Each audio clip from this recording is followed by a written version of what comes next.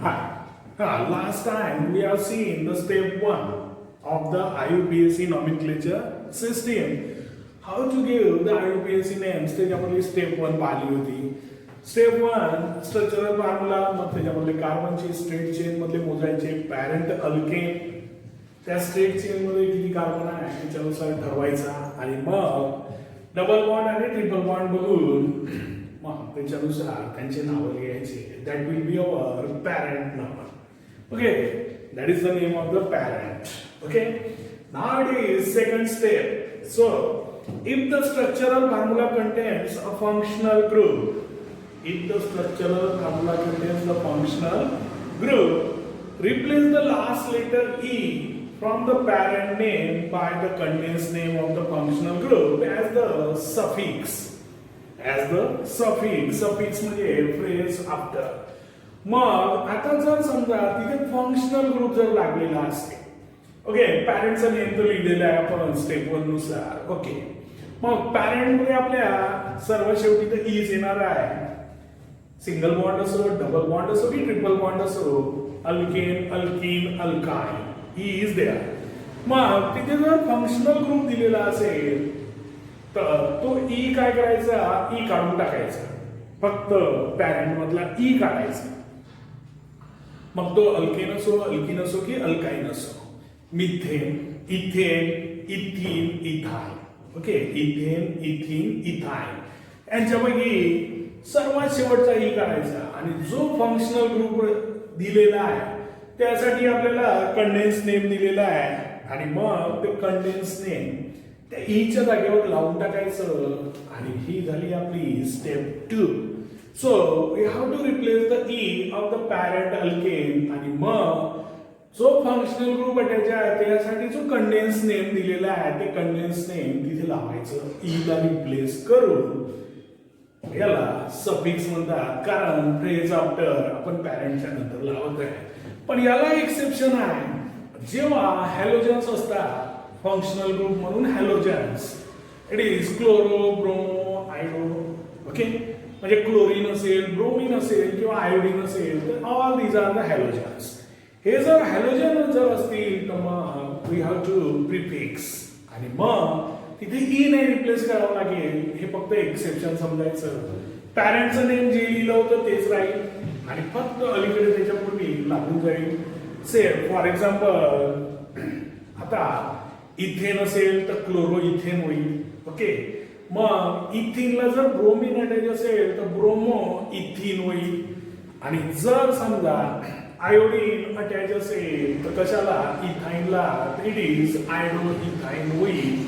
पण हॅलोजन असतील तर आपल्याला याला सुरुवातीला लावावं लागेल. That is called as prefix आणि हे प्रिफिक्स फक्त हॅलोजन साठी आहे. बाकी सगळे सफिक्स आहे आणि सगळे फंक्शनल ग्रुप आपण शिकलेलंच आहे. So exception, the condensed name of the functional group halogen is always attached as the prefix. जेव्हा जेव्हा तिथे हॅलोजन असेल त्या कंपाऊंड मध्ये ऍज अ फंक्शनल ग्रुप तर तो प्रिफिक्स असेल. प्रिफिक्स म्हणजे पॅरेंट नेमच्या पहिले लागणारा प्रिफिक्स. सफिक्स म्हणजे नंतर लागणारा. So here it is prefix. Okay, so this is our step number 2. Look at this. Here it is CH3 CH2OH.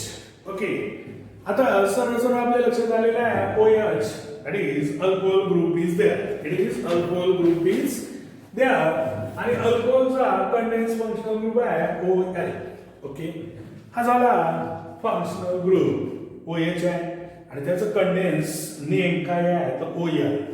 आणि हा ओएल काय करावं लागेल, जो पॅरेंट अल्केन असेल त्याचे ई रिप्लेस करून त्याच्या जागेवर ओएल लावावा लागेल. If it is there OH group, that is functional group. आणि मग आता पहिले पॅरेंट अल्केन आपण शोधू. 1 2. So 2 carbons are there in a straight chain, so it becomes ethane. Okay, no doubt.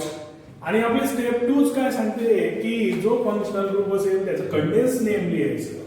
पण कशाच्या जागेवर तर ई ला रिप्लेस करू. शेवटचा मग हा ई रिप्लेस केला आणि नंतर लावत आहे म्हणजे सफिक्स आहे. सो पॅरेंट नंतर सफिक्स आणि म्हणून इथं OH ग्रुप असल्यामुळे OL या ईच्या जागेवर लिहायचं आहे. So it will becomes ethanol because E is replaced by OL. So ETHAN हे कॉमनच राहील. ओके हा आणि याच्यानंतर OL लिहायचा आहे. So that will becomes OL आणि याला सफिक्स का आपण म्हटलं तर पहिले पॅरेंटच आहे नंतर आपण लावलेलं आहे म्हणजे फ्रेज आफ्टर आणि हे सगळ्या फंक्शनल ग्रुप मध्ये सफिक्स असेल फक्त हॅलोजन सोडून बाकी we have to add the suffix म्हणजे नंतरच लिहावं लागेल condense name of the functional group. So CH3 CH2OH OH या जागेवर OL इथेन पॅरेंट अल्केन आहे आणि E is replaced by this OL because OH is functional group. So ethanol, its name is ethanol. आणि मग अशा प्रकारे याला naming केल्या जाते. Okay, or this is our IUPAC name. Then it is CH3 CH2 Cl.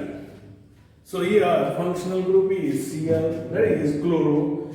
आणि chlorine हा halogen आहे आणि हॅलोजन जेव्हा असेल तर याला प्रिफिक्स मध्ये लावावं लागते म्हणजे पहिले लिहावं लागते पॅरेंट अल्केनच्या. तर पहिले आपण पॅरेंट अल्केन बघू 2 आहे म्हणजेच इथेन. ओके आणि मग हा सफिक्स मध्ये येणार नाही तर रिझन काय हॅलोजन आहे Cl दॅट इज क्लोरो आणि हा सफिक्स मध्ये येत नाही म्हणजे इथं E रिप्लेस करायची गरज नाही. तर त्याचा जो कंडेन्स नेम आहे दॅट इज क्लोरो आणि हे क्लोरो या इथेनच्या अलीकडे लिहायचं. So its name becomes prefix पहिले लिहिलं क्लोरो आणि मग पॅरेंट आला that's why its name is chloro ethane. हा प्रिफिक्स पहिले का बरं लावला गेला तर हॅलोजन आणि हॅलोजन साठी रूल आहे. हॅलोजन जर असेल तर त्याला प्रिफिक्स म्हणजे त्याचा पहिलेच कंडेन्स नेम घ्यायचं. क्लोरीन असेल तर क्लोरो, ब्रोमीन असेल तर ब्रोमो, आयोडीन असेल तर आयोडो आणि मग इथे जर समजा ब्रोमीन असतात तर ब्रोमो इथेन, आयोडीन असतात तर आयोडो इथेन अशा प्रकारे नाव झाले असते. हॅलोजन स्पेशल केस कन्सिडर करायची. Okay so its name is chloro ethane. Here it is bromine is there Br CH2 CH3. So Br that is bromo again it is halogen so it must be a prefix. Okay आणि मग पुन्हा 2 carbon असल्यामुळे parent alkane आपला इथेनच आहे. So its name is bromo ethane and that must be a prefix and parent मध्ये गेलं पाहिजे. Prefix म्हणजे पहिले लिहिलेलं फंक्शनल ग्रुपचं नाव आणि पॅरेंटचं नंतर. पॅरेंट पहिले लिहिला आणि सफिक्स म्हणजे फंक्शनल ग्रुप दुसरे तर त्यांच्या वेळेला E ला रिप्लेस करायचा पॅरेंट मधले आहे त्या जागेवर त्याचं कंडेन्स नेम त्या फंक्शनल ग्रुपचं टाकायचं. Very easy if you are with 100% concentration you are listening me. That third is what CH3 CH2 CHO.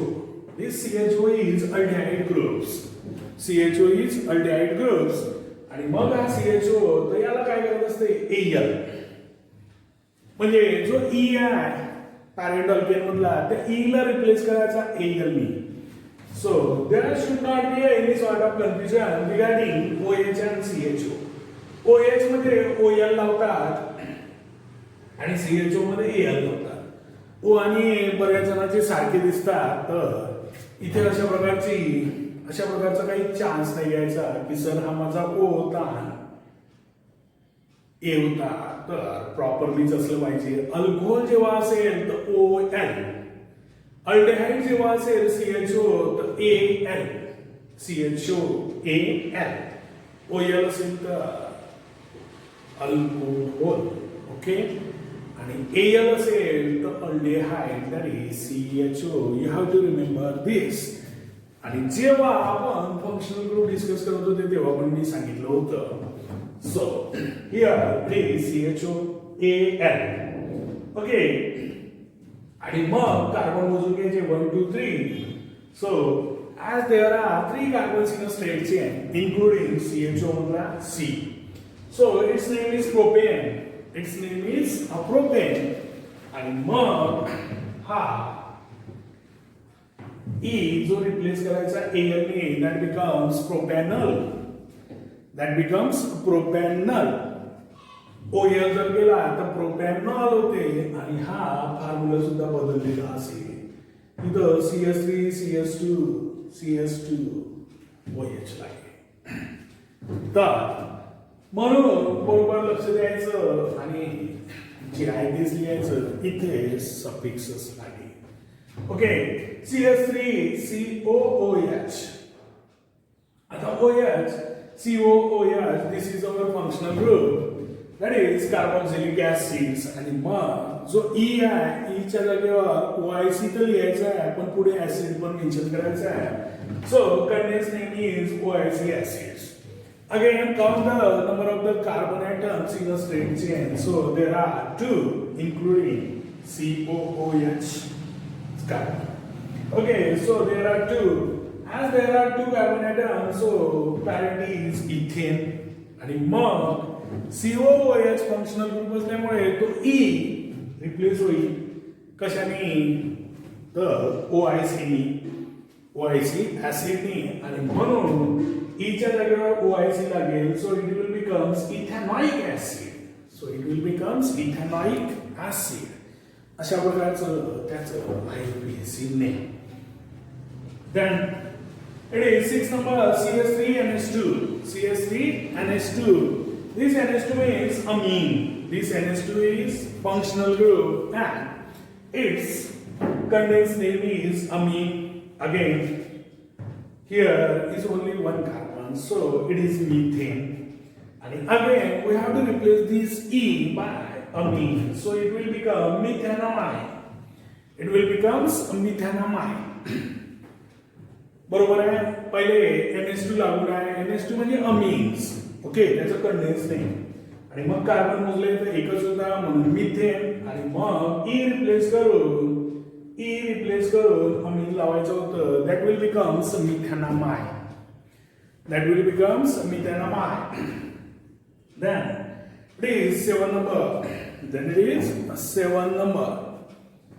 CH3CO CH3. The CO म्हणजे it is ketone. It is a ketone. Okay, CO. तर मग त्याचं condense name आहे ONE. मग carbon item straight chain मधले मोजून घ्यायचे. तो CO मधला C पण मोजायचा. Yes, 1, 2, 3. So there are 3 carbon atoms. So its name is propane. Its name is propane, parent. Okay, but we have to replace this E by ONE. So that becomes propanon. That becomes a propanon. And it is a suffix. And suffixes आहे सगळे फक्त halogen सोडून. हॅलोजनस prefix असते. म्हणजे पॅरेंटच्या पहिले लिहायचा halogen असेल तर नाही तर सगळे सफिक्स आणि सफिक्स काहीच नाही.